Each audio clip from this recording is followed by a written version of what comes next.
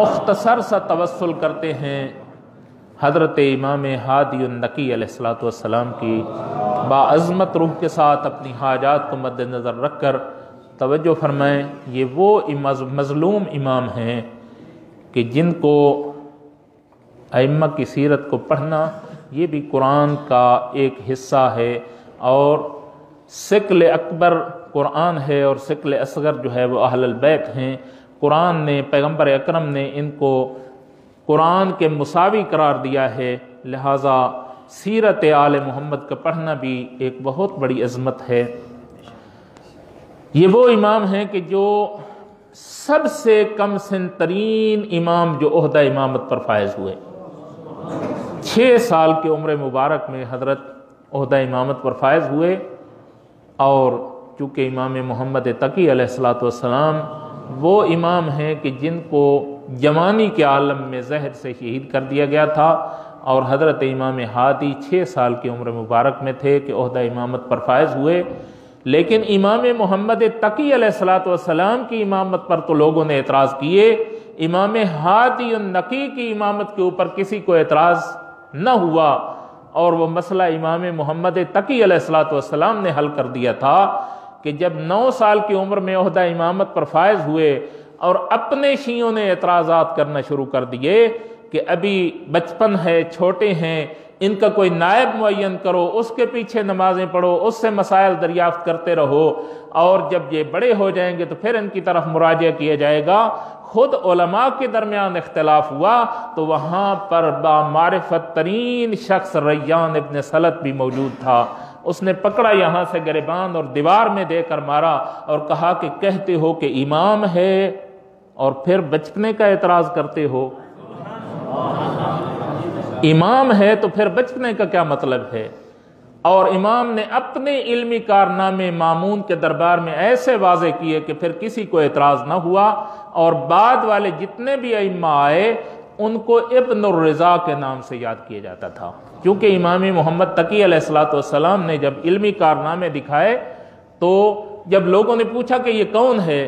تو جواب دیا گیا کہ ابن الرضا ہے، امام رضا علیہ الصلوۃ والسلام کے فرزند ہیں، تو اس کے بعد جتنے بھی ائمہ آئے سب کو ابن الرضا کہا جاتا تھا۔ یہ امام محمد تقی علیہ الصلوۃ والسلام نے یہ مسئلہ حل فرما دیا تھا، اور اب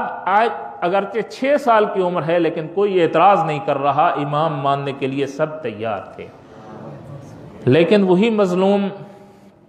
سب ائمہ مظلوم ہیں، لیکن امام ہادی النقی علیہ الصلوۃ والسلام کی جو مظلومیت ہے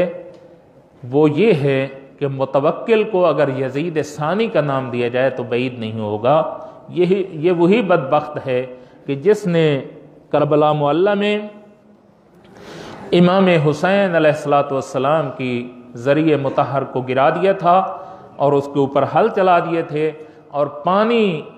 بہا دیا تھا، لیکن پانی نے عظمت فرزند رسول کو دیکھتے ہوئے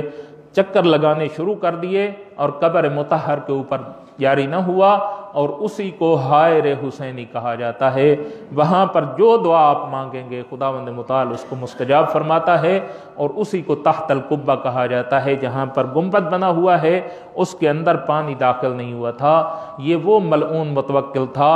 امام علیہ الصلوۃ والسلام 6 سال کی عمر میں ہیں، وارث حسین ہو اور قبر حسین کو مسمار کر دیا جائے تو اس امام کے دل پر کیا گزری ہوگی۔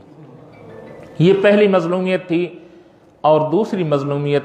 بہت سارے لوگ گرفتار، ائمہ ہمارے قید میں رہے، اس امام کی قید سب سے زیادہ طولانی قید ہے۔ اگرچہ کہ زندان میں نہ رکھا گیا تھا، گھر میں تھے، لیکن گھر میں نہ کوئی آ سکتا تھا نہ امام کہیں جا سکتے تھے، حتیٰ کہ ایک مرتبہ جب امام علیہ الصلوۃ والسلام کی شکایت کی گئی کہ امام تو اسلحہ جمع کر رہے ہیں، تو رات کے ٹائم پہ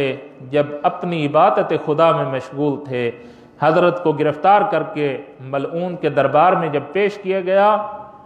تو سر پر امامہ بھی نہیں تھا، دوش پر عبا بھی موجود نہیں تھی۔ حالانکہ اس باعظمت خاندان کے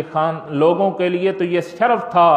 ان کے لباس یہ تھا کہ وہ لباس روحانیت پہن کر جاتے، اور پکڑ کر بے دردی کے ساتھ جب ملعون کی محفل میں لایا گیا تو وہاں پر شراب کی محفلیں چل رہی تھیں اور غنا ہو رہا تھا، اور توہین بالائے توہین یہ ہوئی کہ امام علیہ السلام کو بھی وہ شراب پیش کی گئی اور کہا کہ آپ بھی نوش فرمائیں، لیکن امام علیہ السلام نے ارشاد فرمایا ہم خاندان اہل البیت کے فرد ہیں، ہمیں شراب سے دور رکھا جائے۔ تو اسی محفل میں حضرت کو جبراً بٹھا دیا گیا۔ لیکن میں ایک اپیل کروں گا، اے امام ہادی، آپ